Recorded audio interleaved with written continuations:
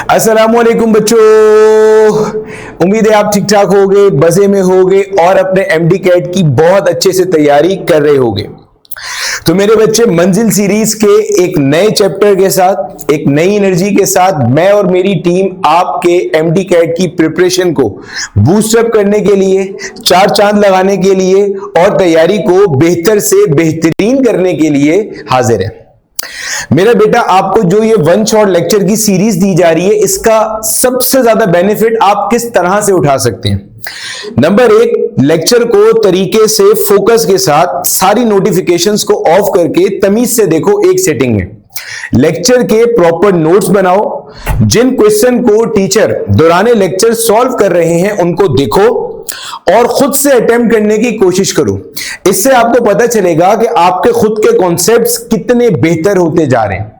साथ ही साथ आपके जितने ऐसे दोस्त हैं जिनका आपको पता है कि उनका बैकलॉग जमा होता जा रहा है और उनका कोर्स मुकम्मल नहीं हुआ, उनकी तैयारी मुकम्मल नहीं हुई, उनको लाजमी इन वन शॉट लेक्चर्स को देखने के लिए रिकमेंड करें ताकि आपके साथ साथ उनका भी भला हो सके। साथ ही साथ मैंने मेक श्योर किया है कि मैं और मेरी टीम के जितने टीम मेंबर्स हैं वो आपको इस वन शॉट लेक्चर में हर वो चीज कवर कराएं जो पीएमडीसी का एमडी कैट क्रैक करने के लिए जरूरी है। ना तो पीएमडीसी के सिलेबस से बाहर जाके कोई एक्स्ट्रा पढ़ाया जाए, ना पीएमडीसी के सिलेबस में रहते हुए कोई चीज कम की जाए। तो ये जो वन शॉट लेक्चर है ये ideal, dedicated, target oriented lectures हैं एमडी कैट 2026 को क्रैक करने के लिए। मेरा बेटा, ये वही पूरी की पूरी टीचिंग टीम है जिसने जस्ट लास्ट ईयर 2025 में 220 से ज्यादा डॉक्टर्स प्रोड्यूस करे हैं इस फिजिकोमैटिक्स के प्लेटफॉर्म से, अल्हम्दुलिल्लाह। जैसे अगर मैं आपको शो करूंगा तो मेरे बच्चे, ये सारे के सारे वो रिजल्ट्स हैं जो इसी टीम ने प्रोड्यूस किए हैं, जो आपको मंजिल सीरीज के अंदर वन शॉट लेक्चर्स दे रही है।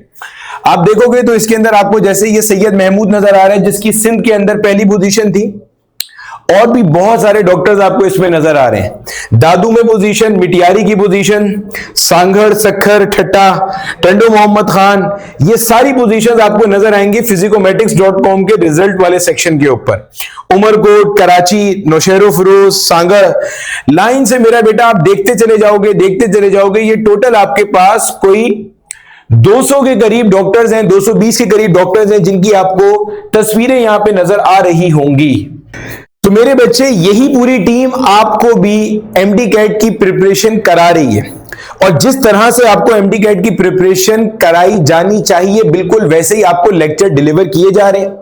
तो अब आपके पास कोई भी लूप होल नहीं होना चाहिए, कोई एक्सक्यूज नहीं होनी चाहिए कि हमारे एमडी कैट के अंदर अच्छे नंबर क्यों नहीं आए।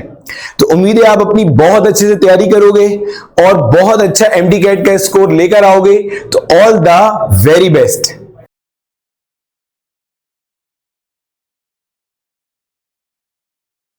Yes, Assalamu alaikum student. Today we will discuss about the topic of biotechnology. Biotechnology का जब आप चैप्टर पढ़ते हैं तो उसमें you have some of the selective topics जो आपको MD CAT के अकॉर्डिंग PMDC में given है, PMDC के सिलेबस के अंदर। So let's start with the biotechnology और देखते हैं कि इसमें कौन कौन से टॉपिक है जिन्हें हमें कवर करना है। सबसे पहले तो बायोटेक्नोलॉजी और हेल्थ केयर का एक टॉपिक जो है उसके अंदर वैक्सीन और बायोटेक्नोलॉजी में इंट्रोडक्शन के अंदर वैक्सीन और रोल ऑफ बायोटेक्नोलॉजिस्ट क्या है वो हमें पढ़ना होगा। सबसे पहली चीज़ तो वैक्सीन्स एंड बायोटेक्नोलॉजी का क्या कॉम्बिनेशन है। हमें पता है कि हमारी जितनी भी वैक्सीन्स हैं वो बायोटेक्नोलॉजी की जो फील्ड है उसी से जो है ना हम उसको मैन्युफैक्चर कर सकते हैं और एक्सेस करते हैं। अब वैक्सीन्स बायोलॉजिकल, अच्छा वैक्सीन्स हैं क्या?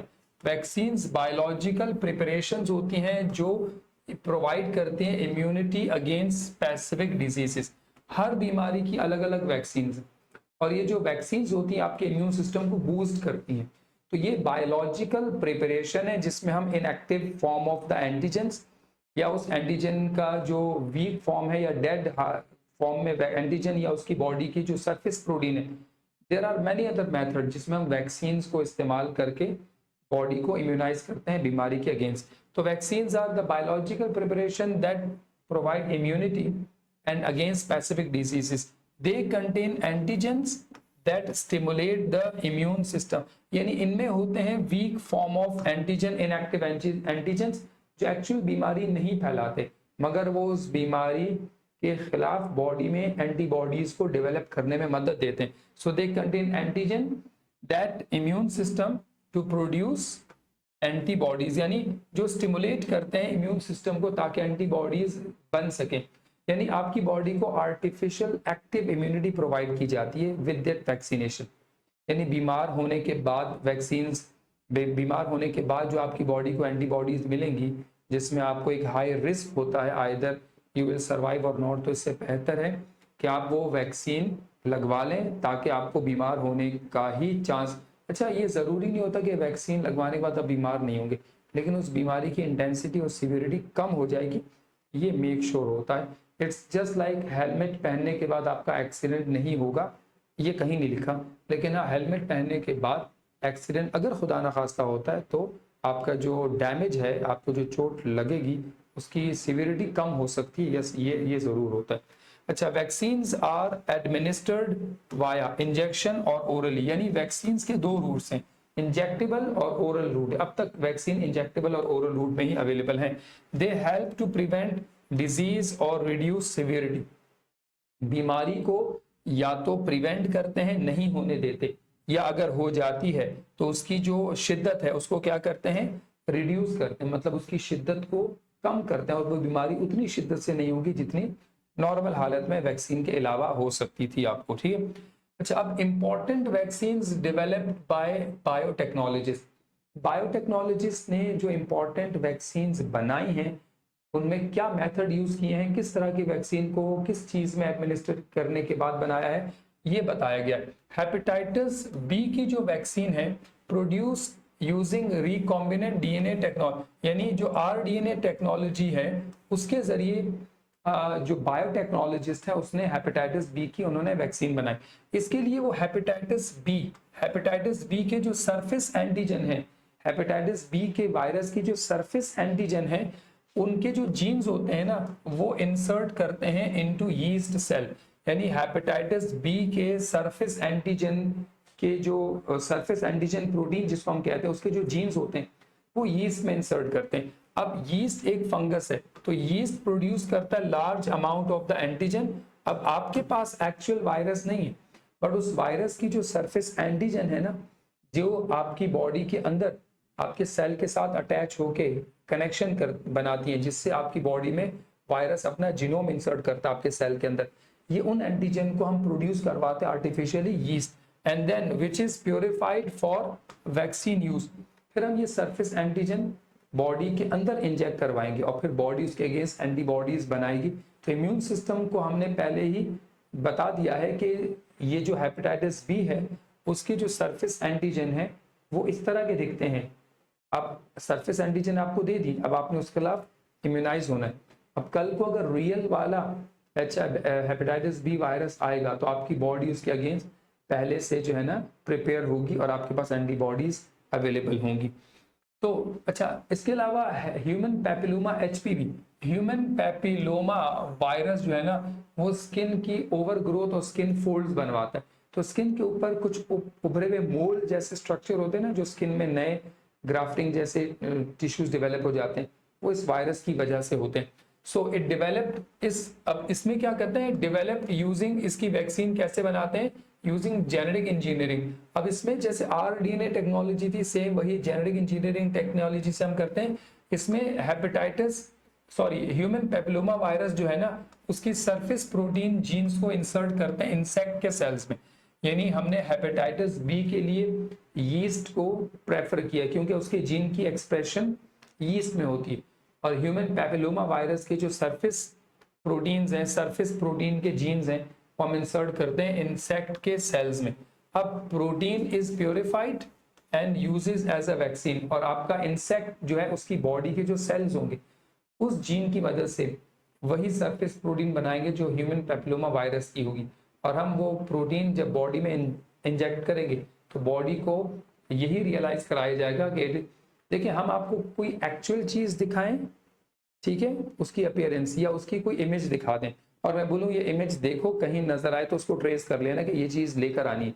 तो उसका मतलब ये है नहीं है ना कि मुझे आपको जो चीज़ मंगवानी है वो चीज़ ला के दिखानी होगी, मुझे उसकी तस्वीर भी दिखा दूंगा आपको, तो आप पहचान जाएंगे हाँ ये वो चीज़ है जो मुझे लेकर आए। तो आप इम्यून सिस्टम को एक्चुअली वैक्सीन लगा के पहले से उस एंटीजन की जो उस वायरस की जो सरफेस प्रोटीन्स है वो एक्सपोज कर देते हैं। अब बॉडी को एक्चुअल वायरल ने इन्फेक्ट नहीं किया, मगर हमने वायरल की जो इमेज है वो बॉडी को प्रोवाइड कर दी और बॉडी उसके अगेंस्ट एंटीबॉडीज प्रोड्यूस करेगी। अच्छा, सेकंड हमारे पास क्या है, इन्फ्लुएंजा वैक्सीन। इन्फ्लुएंजा जो फ्लू वैक्सीन होंगी that produce using biotechnological method and WHO world health organisation identify the circulating strain each year and vaccines including antigens of selected strain. यहाँ पे हम वैक्सीन बनाते हैं antigens of selected strain. There are influenza A, influenza B and C. So it depends upon the type of influenza against which you are actually immunized by yourself, है ना, आप अपने आप को इम्यूनाइज कर रहे होते हैं, तो वही वैक्सीन उसी का एंटीजन आपको इंजेक्ट किया जाएगा। इसके लिए टेस्ट केस के तौर पे हम ज्यादातर तो प्राइमेट्स जैसे हम बंदरों को इस्तेमाल कर रहे होते हैं, तो उन्हीं को इन्फ्लुएंजा का जो एंटीजन है वो उनकी बॉडी में इंसर्ट किया जाता है, जिससे उनकी बॉडी इसके खिलाफ जो है ना आपको same type of antigen produce करके देगी। तो ये इन्फ्लुएंजा वैक्सीन का जो है वो आउटलाइन होगी। अच्छा, कोविड-19 वैक्सीन को हमने mRNA टेक्नोलॉजी या मैसेंजर RNA टेक्नोलॉजी की मदद से बनाया था। एक्चुअली फाइजर, बायोएनटेक, मॉडर्ना और Johnson and Johnson, these are the multinational companies जिन्होंने इनकी वैक्सीन डेवलप की and they use actually messenger RNA technology. The cells are instructed to produce spike. अच्छा, इन सेल्स को जो मैसेंजर RNA की technology में सेल्स को बताया गया कि भाई आपको स्पाइक प्रोटीन्स बनानी है ताकि वो इम्यून रिस्पॉन्स को ट्रिगर। अब एक्चुअली कोरोना वायरस की स्पाइक प्रोटीन अगर हम बनाते हैं जो कि हमने मैसेंजर RNA टेक्नोलॉजी से बनाई और हमने उसे बॉडी में इंट्रोड्यूस करवाया, तो बॉडी में उसके खिलाफ बन गई एंटीबॉडीज। और जब रियल कोरोना वायरस ने बॉडी में इंसर्ट पेनिट्रेट किया, तो चूंकि स्पाइक प्रोटीन के अगेंस्ट एंटीबॉडीज ऑलरेडी मौजूद थी, तो वहां आपका डिफेंस मैकेनिज्म पहले से इम्यूनाइज था और उस वायरस को डे 1 ही जो है ना वो ब्लॉक कर दिया गया अटैचमेंट से। तो ये मेथड है कोविड-19 की वैक्सीन का। अच्छा, मलेरिया की जो वैक्सीन है वो अंडर डेवलप्ड है। इसकी रीजन ये है कि मलेरिया की वैक्सीन ट्रायल में जब इसकी वैक्सीन को इंसर्ट किया गया, तो सबसे मेजर जो ड्रॉबैक आया वो ये था कि जब इसकी वैक्सीन इंसर्ट की गई तो एक्चुअली इससे मलेरिया की डिजीज ही कॉज हो गई। मतलब 100% एफिकेसी रेट इसका नहीं है, तो स्टिल इन डेवलपमेंट कंसीडर करते हैं, स्टिल अंडर द डेवलपमेंट। ठीक है, अच्छा, स्टिल अंडर डेवलपमेंट है और some versions use weakened malarial parasite. ठीक है, और the aim is to stimulate immune response against malaria. तो यहाँ पे मलेरिया की जो वैक्सीन है उसको अभी अंडर डेवलपमेंट कंसीडर किया जा रहा है, उसकी अब प्रॉपर वैक्सीनेशन अभी तक स्टिल अंडर लाइक आप कह सकते हैं कि ट्रायल फेजेस में है। अच्छा, बायोटेक्नोलॉजी में डिजीज डायग्नोसिस एक बहुत बड़ा हमारे पास फैक्टर है जो हम बायोटेक्नोलॉजी के अंदर जो है वो डिजीज से बचने में इस्तेमाल, यानी हमें अगर किसी डिजीज को आउटलाइन में मालूम करना है कि वो डिजीज एक्चुअली कौन सी है, तो हमें उसको डायग्नोस करना जरूरी है। डायग्नोस करेंगे तो फिर ट्रीट करना भी बहुत आसान हो जाएगा। तो actually for this diagnosis of disease हम DNA और RNA प्रोब यूज करते हैं। DNA और RNA प्रोब एक्चुअली हमारे पास लेबोरेटरी मेड आर्टिफिशियल DNA और RNA फ्रैगमेंट्स होते हैं जो रेडियो एक्टिव होते हैं, जिनमें से रेडिएशन या फ्लोरेसेंस एमिट होता है ताकि हमें वो उस पर्टिकुलर DNA और RNA की प्रेजेंस बताएं। सो एक्चुअली DNA और RNA radio active DNA RNA strands होते हैं जो हमने बायोटेक डिपार्टमेंट या बायोटेक्नोलॉजी के अंदर डेवलप किए। So these are the small molecule that bind to specific DNA और RNA सीक्वेंस, यानी ये छोटे छोटे मॉलिक्यूल्स है DNA RNA प्रोब जो अपने पर्टिकुलर DNA या RNA सीक्वेंस पे अटैच होते हैं। दे यूज टू डिटेक्ट पैथोजेंस और जेनेटिक, यानी इनका काम क्या होता है कि बॉडी के सैंपल जैसे blood sample, urine sample, saliva में या बॉडी के टिश्यूज में अगर कोई पैथोजन मौजूद है तो पता लगाना है कि वो किस तरह का है, वो वायरल है, बैक्टीरियल है, और अगर वो वायरल है, बैक्टीरियल है, तो फिर वो है कौन सा वायरस, कौन सा बैक्टीरिया है, ये चीज हमें डीएनए और आरएनए प्रोब हेल्प करके देती। और इसके अलावा अगर बॉडी में कहीं कोई जेनेटिक म्यूटेशन हो गई है तो क्या वो म्यूटेशन वाकई उस पर्टिकुलर पॉइंट पे हुई है या नहीं, तो म्यूटेशन कौन सी है और म्यूटेशन की लोकेशन क्या है, ये हमें इस मेथड में डीएनए आरएनए प्रोब हेल्प करते हैं। तो main DNA RNA probe small molecules जो एक्चुअली हमारी बॉडी के अंदर हमें डायग्नोसिस में मदद देते हैं, जेनेटिक म्यूटेशन, उसकी टाइप और उसकी लोकेशन। और सेकंड, वो हमें बताते हैं पैथोजेंस, आइदर वायरल, बैक्टीरियल और फंगल है, और अगर वो है तो वो किस टाइप ऑफ बैक्टीरिया, कौन सा वायरस है, ये सब चीजें हमें DNA RNA. It is helpful in diagnosing HIV, hepatitis B, hepatitis C and HPV, human papilloma virus, यानी different types of viral diseases भी हैं। अच्छा, अब इसमें लेबल विद फ्लोरेसेंस और रेडियो। अब इस यहाँ पे हम क्या करते हैं, इस डीएनए आरएनए प्रोब को हम लेबल कर देते हैं फ्लोरेसेंट, रेडियो एक्टिव या फ्लोरेसेंट या रेडियो एक्टिव स्ट्रक्चर्स के जरिए हम लेबल करते हैं, ताकि जब ये रेडिएशन या फ्लोरेसेंस एमिट करते हो तो हम इनकी प्रेजेंस आसानी से ट्रेस कर सकते हैं।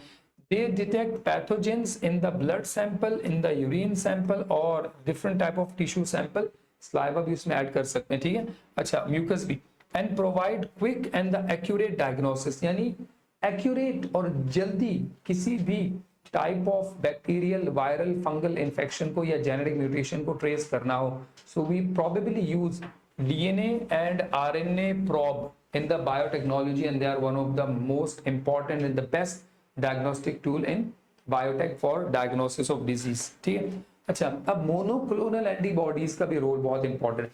The word is mono is one, clonal is clone, antibodies particularly ये लेबोरेटरी मेड एंटीबॉडीज है।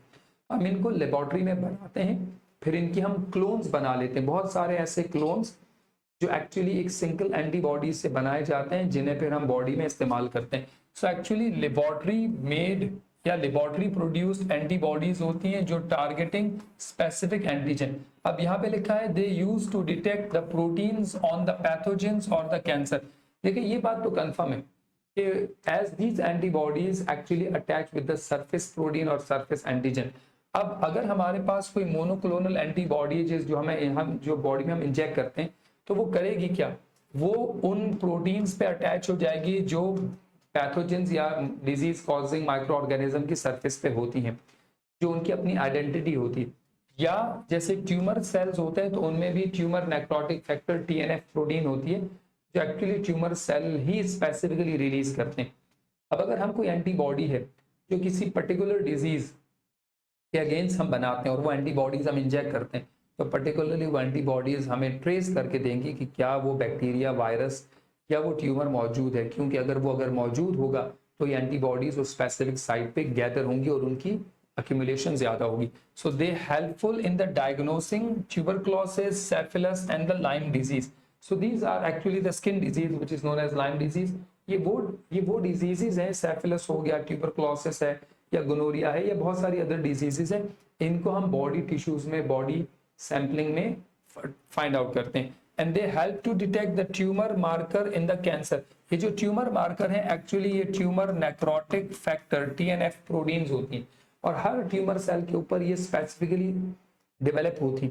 और अगर हम एंटीबॉडीज यूज करते हैं जो पर्टिकुलरली उस स्पेसिफिक कैंसर के खिलाफ काम कर रही हैं, तो फिर वो वहां पे हमें उसकी प्रेजेंस को इंटीमेट करके आसानी से बताएंगे। That also use in the imaging technique like PET scan, positron emission tomography का एक टेस्ट होता है। देखिए, if we want to trace any type of lungs cancer, हमें कंफर्म करना है कि लंग्स कैंसर कौन कौन से हिस्से में मौजूद है, लंग्स के कितने हिस्से में ये कैंसर फैल चुका है, और क्या ये लंग्स के अंदर है या लंग्स के अलावा भी है। तो एंटीबॉडीज जो आपकी बॉडी में इंट्रोड्यूस की जाएंगी वो सिर्फ लंग्स कैंसर के सेल्स को ट्रेस करेंगी। और अगर आपको ये एंटीबॉडीज पेट स्कैन में लिवर में नजर आ रही हैं, अगर ये एंटीबॉडीज किडनी में है, इसका मतलब यह है कि ये लंग्स कैंसर के एंटीबॉडीज लिवर में क्यों मौजूद है, क्योंकि एक्चुअली लंग्स कैंसर आपके लिवर तक फैल चुका है या किडनी तक। और लंग्स के कितने हिस्से को अफेक्ट किया है, एंटीबॉडीज जितनी जगह मौजूद होंगी जिस लोकेशन में, क्योंकि ये एक्चुअली उसी जगह को ट्रेस करती हैं जहां टीएनएफ मौजूद है। और टीएनएफ ट्यूमर सेल्स होते हैं जो नॉर्मल सेल्स हैं उनके ऊपर तो TNF नहीं होगा, तो that is the reason monoclonal antibodies का मेजर रोल डायग्नोसिस प्लस उनकी ट्रीटमेंट में भी बड़ा इंपॉर्टेंट रोल प्ले करती हैं, ठीक है। अच्छा, biotechnological product for disease treatment. अब बायोटेक्नोलॉजी के अंदर जो हमारे प्रोडक्ट्स हैं जो डिजीजेस की ट्रीटमेंट करते हैं वो डिफरेंट अदर मेथड्स हैं। अब उनके अंदर एक तो आपके पास रिकॉम्बिनेंट प्रोटीन्स है। अब ये recombinant protein different types of disease, जैसे आपको शुगर की डिजीज, डायबिटीज है, उसके लिए आपको इंसुलिन चाहिए, बोवाइन ग्रोथ हार्मोन चाहिए जो एनिमल्स में आप कह सकते हैं मीट की प्रोडक्शन या उसमें मिल्क प्रोडक्शन को इंक्रीज करता है। तो एक्चुअली ये recombinant proteins produce using the rDNA technology and they used to treat diabetes, the growth hormone deficiency and the anemia. So if there is a deficiency of blood in, like अगर हम कह रहे हैं कि HB level है या body के अंदर रेड ब्लड सेल की अमाउंट कम है, आयरन डेफिशिएंसी है, या बॉडी के अंदर शुगर है, डायबिटीज की वजह है लाइक, और इसके अलावा जो है ना ग्रोथ हार्मोन आपको चाहिए, तो इन तमाम को ट्रीट करने के लिए हमें इनकी आर्टिफिशियल सिंथेसिस करनी होगी, जिसमें हमें क्या चाहिए, रिकॉम्बिनेंट प्रोटीन। तो रिकॉम्बिनेंट DNA टेक्नोलॉजी में हम पहला मेथड तो रिकॉम्बिनेंट प्रोटीन इस्तेमाल करते हैं। इसके अलावा हमारे पास मोनोक्लोनल एंटीबॉडीज हैं जो हमने डिस्कस भी किया, ये टारगेट करते हैं स्पेसिफिक एंटीजन को, treatment of cancer, rheumatoid arthritis, multiple sclerosis. तो ये हम डिजीज की ट्रीटमेंट प्लस डायग्नोसिस दोनों में यूज करते हैं मोनोक्लोनल एंटीबॉडीज। इसके अलावा बायोटेक्नोलॉजिकल जो प्रोडक्ट है उसमें वैक्सीन भी, यानी आप rDNA प्रोटीन्स, रिकॉम्बिनेंट प्रोटीन बनाते हैं, आप मोनोक्लोनल एंटीबॉडीज बनाते हैं, आप वैक्सीन्स बना रहे हैं, तो ये सब बायोटेक्नोलॉजी की ब्रांच या बायोटेक्नोलॉजी की फील्ड में ही पॉसिबल होगा। So it stimulate immune system for protection. Actually vaccine आपके इम्यून सिस्टम को बीमारी से बचाता है, use against influenza, hepatitis B, human papilloma virus, there are different type of vaccine that we use against different type of diseases. And now we have that gene therapy as well, यानी monoclonal antibodies से लेकर, vaccine से लेकर, recombinant protein से लेकर gene therapy तक की जो हमारे पास बायोटेक्नोलॉजी है वो हमें हेल्प करती है। अब जीन थेरेपी के अंदर रिप्लेस करते हैं या रिपेयर करते हैं डिफेक्टिव।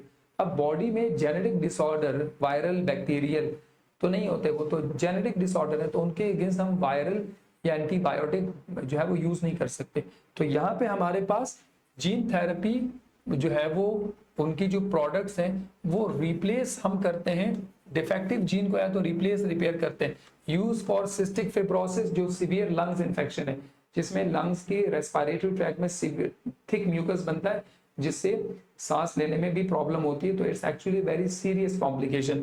या फिर मस्कुलर डिस्ट्रॉफी है, ठीक है, या फिर सिकल सेल एनीमिया है, ठीक है। तो ये वो डिसऑर्डर हैं जो जेनेटिक है, और जेनेटिक डिसऑर्डर को डिफेक्टिव जीन्स रिप्लेस करके ही क्योर किया जा सकता है।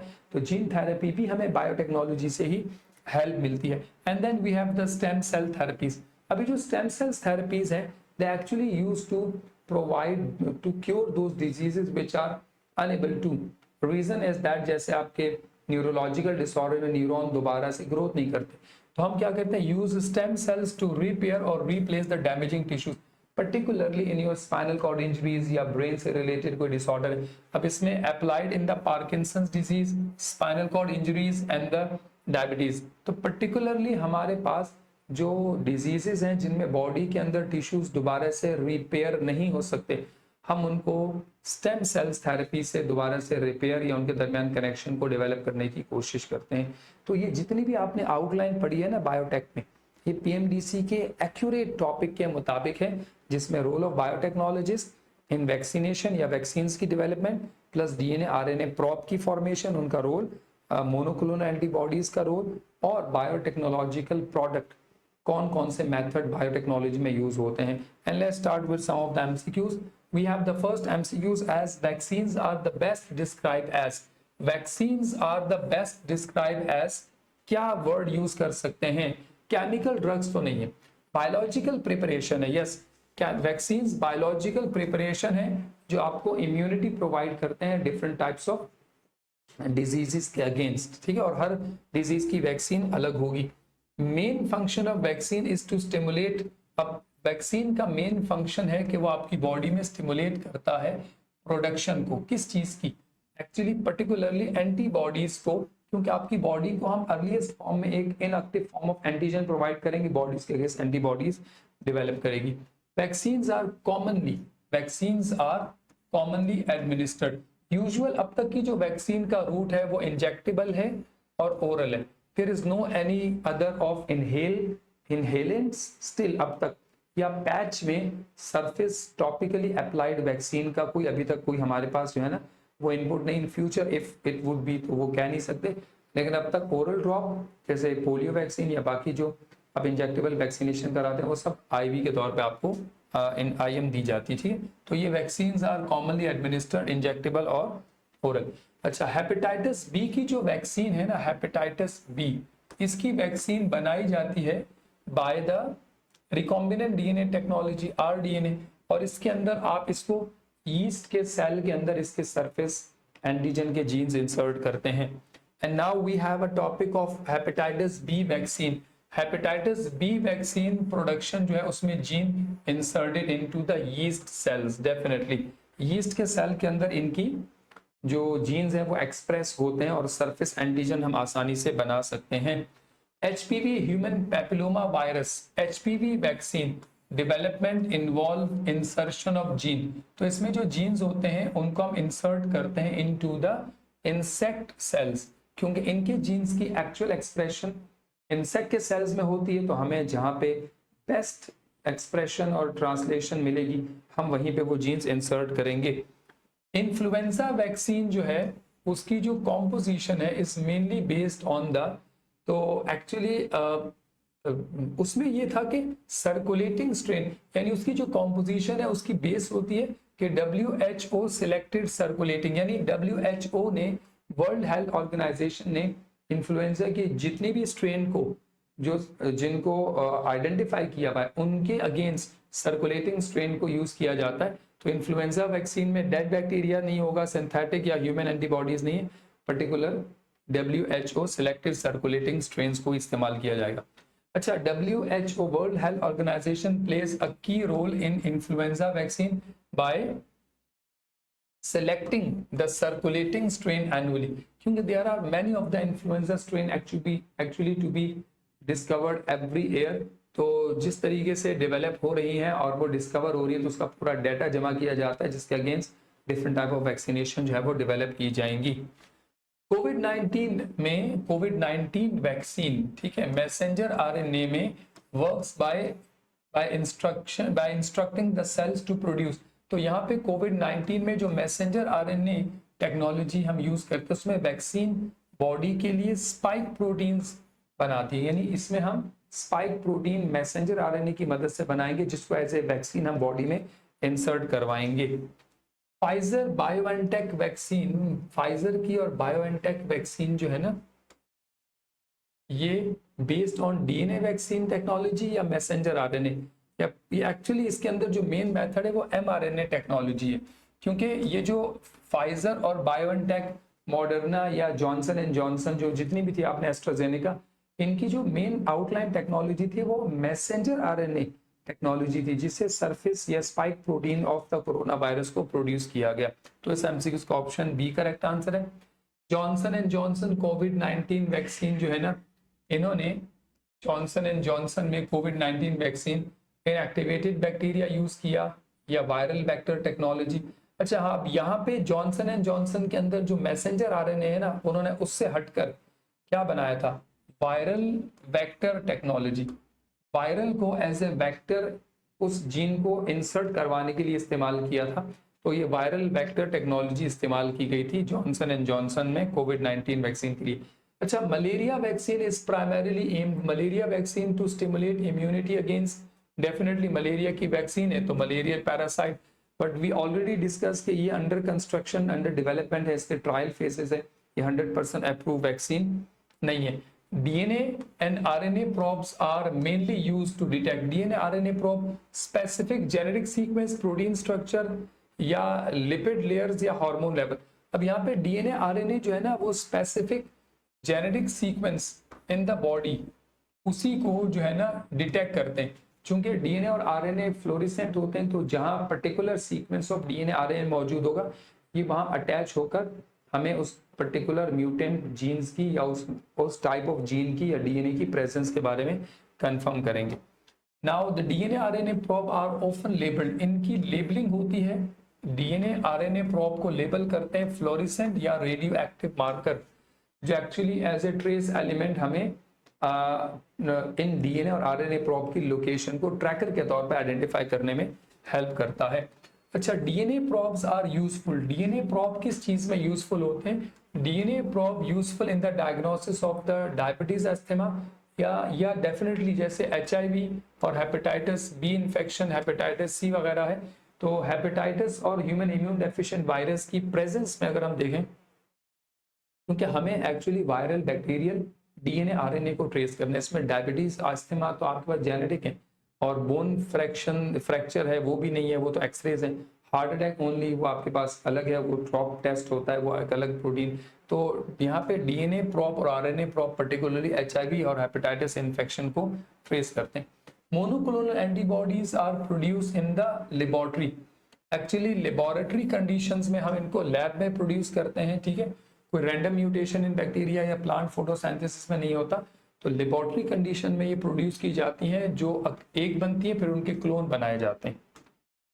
मोनोक्लोनल एंटीबॉडीज का टारगेट क्या है? Specific antigen. जी हाँ, हर एक एंटीजन का एक स्पेसिफिक एंटीबॉडी, और अगर किसी को पर्टिकुलर टाइप ऑफ ट्यूमर के अगेंस्ट एंटीबॉडीज दी हैं तो वो उसी ट्यूमर को ट्रेस करेगा, कोई दूसरा ट्यूमर वो एंटीबॉडीज ट्रेस नहीं कर सकती हैं। Monoclonal antibodies used in detecting the tumor marker, yes, the tumor marker on the tumor cell, particularly TNF, tumor necrotic factor। ये tumor necrotic factor particularly वो प्रोटीन है जो हर ट्यूमर सेल की सरफेस पे होती है, जिसको आइडेंटिफाई करने का काम बेस्ट तरीके से मोनोक्लोनल एंटीबॉडीज करेंगी। पेट पॉजिट्रॉन एमिशन टोमोग्राफी टेस्ट जो है ना, वो आपके पास क्या है? वो एक्चुअली एक मोनोक्लोनल एंटीबॉडीज होती हैं, जिसमें हम लोकेट करते हैं बॉडी के अंदर कैंसर सेल, और उनकी एक्यूरेट पोजीशन, लोकेशन और स्प्रेड को आइडेंटिफाई करते हैं। तो मोनोक्लोनल एंटीबॉडीज के कॉम्बिनेशन में पेट स्कैन किया जाएगा। Recombinant proteins rDNA, like recombinant protein वो होती हैं जिन्हें हमने आरडीएनए से बनाया है। तो recombinant protein produce using the recombinant DNA technology. बिल्कुल जैसे हमें इंसुलिन चाहिए वो प्रोटीन है, हमें ग्रोथ हार्मोन चाहिए, तो ये रिकॉम्बिनेंट प्रोटीन को हमने रिकॉम्बिनेंट डीएनए टेक्नोलॉजी से ही डेवलप करवाया है।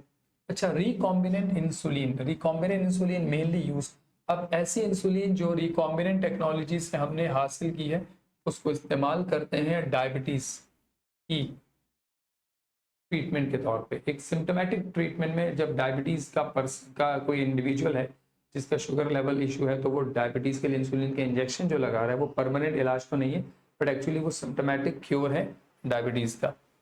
ग्रोथ हार्मोन डेफिशिएंसी को भी ट्रीट किया जाता है, और ग्रोथ हार्मोन के लिए भी आपको रिकॉम्बिनेंट प्रोटीन, क्योंकि हार्मोन्स एक्चुअली केमिकली अगर ग्रोथ हार्मोन देखें प्रोटीन्स है, तो ये आरडीएनए टेक्नोलॉजी से ही प्रोड्यूस की जाती है। जीन थेरेपी इन्वॉल्व रिपेयरिंग और रिप्लेसिंग द डिफेक्टिव जीन। आप इसमें रिपेयर भी करते हैं या आप इसमें रिप्लेस कर देते हैं डिफेक्टिव जीन को।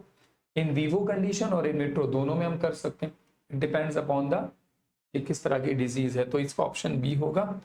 Gene therapy use in the treatment, gene therapy को हम इस्तेमाल करते हैं ट्रीटमेंट ऑफ डिजीजेस, जैसे सिस्टिक फिब्रोसिस है, जैसे SCID severe combined immune deficiency है, हीमोफीलिया है, एड्रीनोल्यूकोडिस्ट्रॉफी है, हंटिंगटन डिजीज है। डिफरेंट टाइप्स ऑफ डिजीजेस है जेनेटिक, जिनको क्योर करने के लिए हमें जीन थेरेपी का इस्तेमाल करना पड़ता है। और सिस्टिक फिब्रोसिस भी एक सीवियर लंग्स इन्फेक्शन है।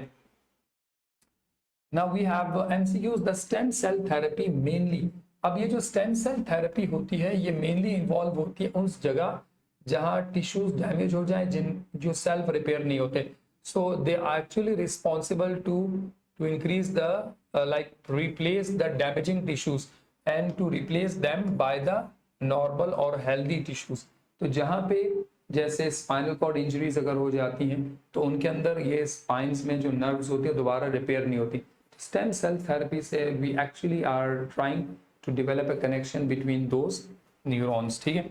अच्छा, stem cells are important because stem cells important हैं क्योंकि differentiate into various type of cells. ये सबसे इम्पॉर्टेंट बात यह है कि ये आपकी आपकी डिफरेंट टाइप ऑफ, यानी ये स्टेम सेल्स डिफरेंशिएट होकर वेरियस टाइप ऑफ सेल में कन्वर्ट हो जाते हैं। तो चूंकि इनकी हमारे पास मॉडिफिकेशन और डाइवर्जन ज्यादा है, तो that is the reason we usually use the stem cell therapy in many of the diseases, ठीक है, to cure them. Stem cells therapy used in the Parkinson disease. Yes, the actually neurological disorder of the brain in which there is a like decline in the dopaminergic neuron.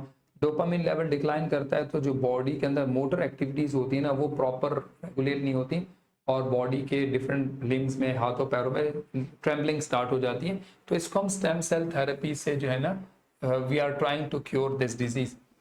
The monoclonal antibodies specially useful in the treatment of, in monoclonal antibodies को specially हम useful in the treatment of the autoimmune disease rheumatoid arthritis, particularly rheumatoid arthritis में body का अपना defence mechanism body के joints को damage करता है जिसको मोनोक्लोनल एंटीबॉडी से ट्रीट किया जा सकता है। DNA probe helpful in the diagnosis by the binding to the complementary sequence, ताकि हमें मौजूद म्यूटेशन का और पर्टिकुलर टाइप ऑफ डीएनए या आरएनए का मालूम हो सके। अ की एडवांटेज ऑफ द बायोटेक्नोलॉजी, एक की एडवांटेज बायोटेक्नोलॉजी का हेल्थ केयर में क्या है?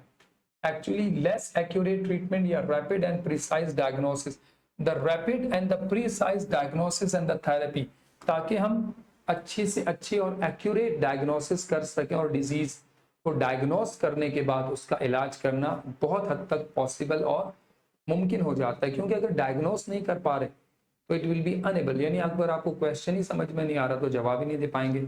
सो ये हमारा एक टॉपिक बायोटेक्नोलॉजी का अकॉर्डिंग टू पीएमडीसी जो सिलेक्टिव टॉपिक हैं, जो 3-4 टॉपिक थे, उन्हीं को हमने डिस्कस किया और उन्हीं के एमसीक्यूज। तो होपफुली स्टूडेंट आपको बायोटेक्नोलॉजी का ये chapter with respect to PMDC syllabus आसानी से समझ में आ गया होगा।